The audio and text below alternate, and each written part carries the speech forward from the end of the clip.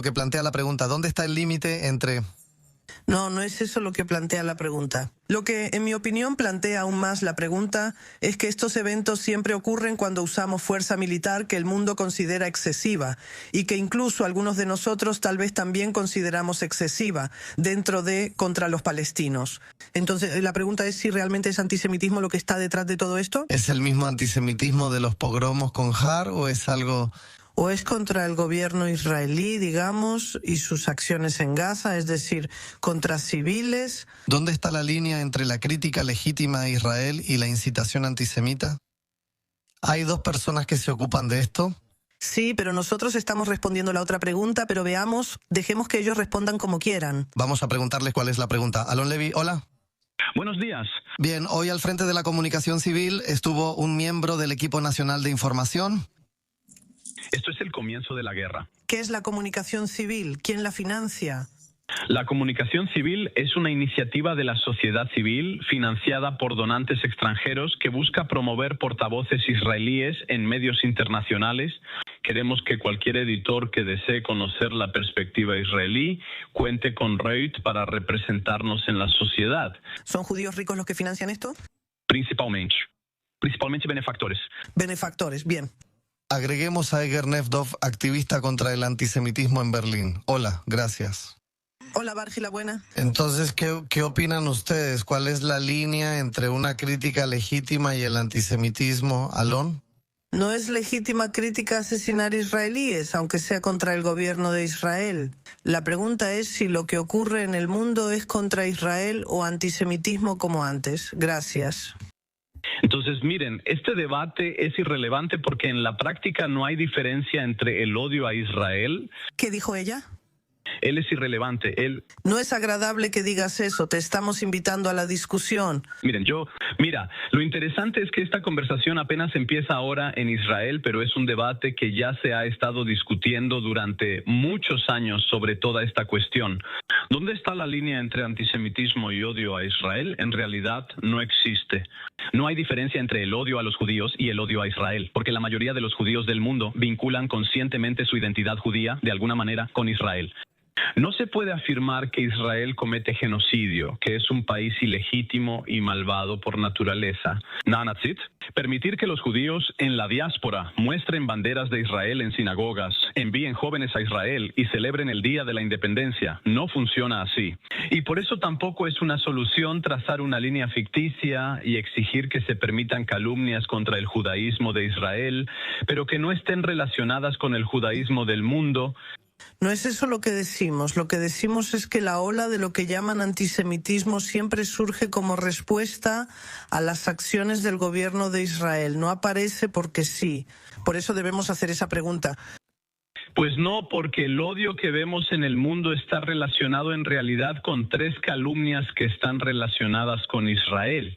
Que Israel es un país que comete genocidio, que es un país colonialista y que es un estado de apartheid. Esas son las tres mentiras que alimentan el odio mundial hacia Israel y los judíos.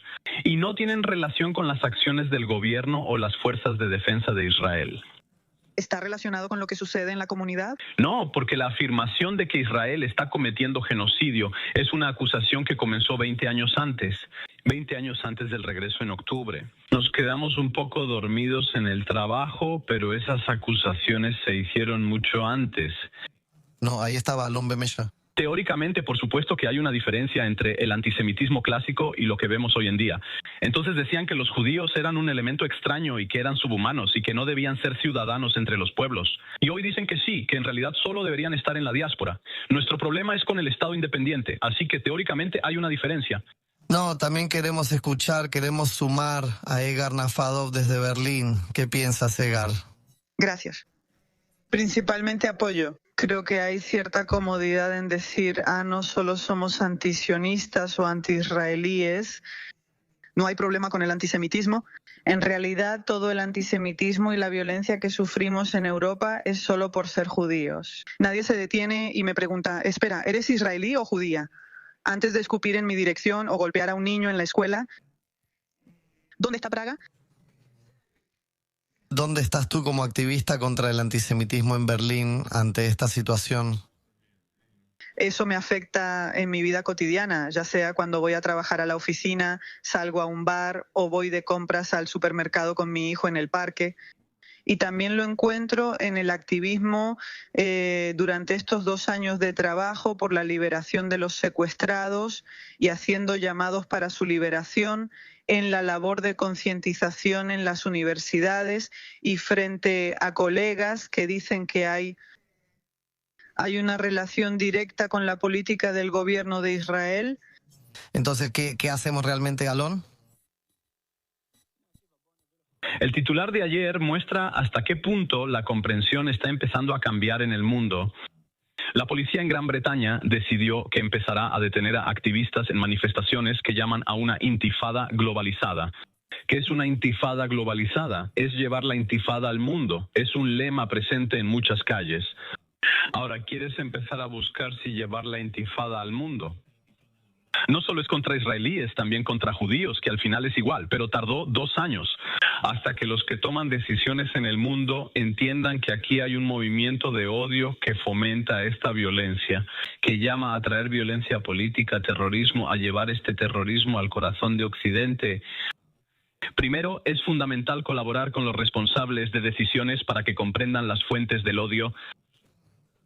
No sin Assad intifada son la raíz fundamental que luego se manifiesta en rifles de caza en la playa Bondi.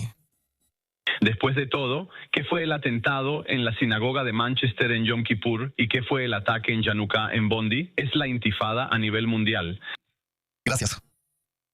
Es cierto, probablemente los 4 estamos de acuerdo y creo que los 3 de nosotros no. Todavía creo que hay diferencia.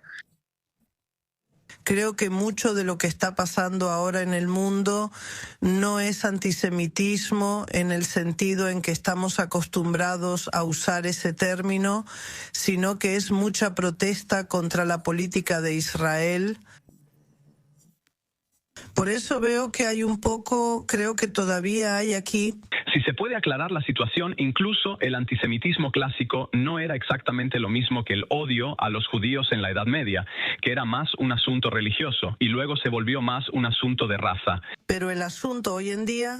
Las acusaciones contra Israel ya no son solo críticas. Decir que comete genocidio o que no es legítima desde su origen va más allá de la política. Aquí hay una imagen que dice que Israel... Entiendo que para nosotros y para la Hasbara israelí es mejor adoptar la postura que tú adoptas, que es una postura más cómoda, pero aún así creo que en los periodos en los que el gobierno de Israel no actúa de manera militar, ahora no estoy diciendo legítimo, no legítimo, justificado, no justificado, no existe esa protesta en el mundo, es un hecho. Mira, Rina, si fuera por mí, no. Tocar los titulares, decir que es un hecho, yo difiero un poco de... Mira, de hecho mi postura no es precisamente la más cómoda desde el punto de vista de la explicación, porque en el mundo ya están hartos de escuchar sobre antisemitismo y sacar el tema del antisemitismo no necesariamente acerca los corazones en el extranjero. Pero, o sea, nadie discute que en tiempos de guerra esto entusiasma y enciende el movimiento contra Israel, pero nosotros, como mencionó Akiva, las protestas contra Israel comenzaron como celebraciones por el regreso en octubre, ya en el regreso en octubre.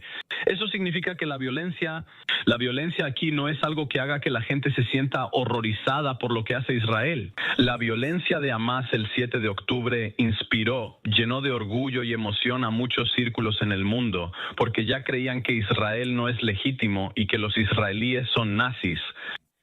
Y el corazón del odio hacia los judíos hoy es el movimiento en el mundo que intenta convencer que los israelíes y todos los que apoyan a Israel son nazis y merecen ser destruidos y eliminados. Alon Levy, para concluir, unas palabras finales. ¿Te detuvimos en Berlín? Sí, es cierto que la definición de diccionario de antisemitismo no refleja exactamente lo que vivimos hoy. No creo que eso importe. Y de hecho, la narrativa en la que han estado trabajando mucho antes del 7 de octubre es que los israelíes emigraron a Israel después del 48 y que nuestro lugar no es ahí. La charla trata sobre volver a dispersarnos en las diásporas y es una conversación mucho más violenta que justifica mucho más todo lo que vemos hoy en las calles y ahí es donde, en mi opinión, debe estar nuestro principal trabajo. Agar Nafdov, activista contra el antisemitismo en Berlín. Gracias.